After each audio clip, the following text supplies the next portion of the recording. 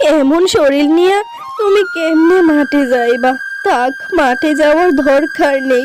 আমরা না হয় না খেয়ে থাকবো, ফসল হবে না জমিতে, এতে সমস্যা নেই। তুমি বেঁচে থাকো, এটাই হচ্ছে সবচাইতে বড় আশা। হ্যাঁ রে বউ, কি যে করি, শরীরে তো আর কোলাইতাছে না।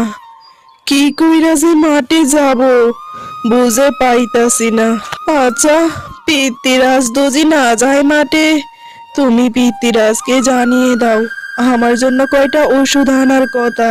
পিতৃরাজ, তোমরা তো শপিং করতে মার্কেটে যাচ্ছ।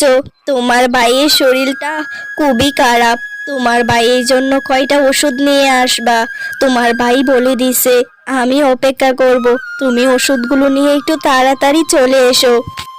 দিন গড়িয়ে রাত এলো, কিন্তু পিতৃরাজ আর ফিরে এলো না।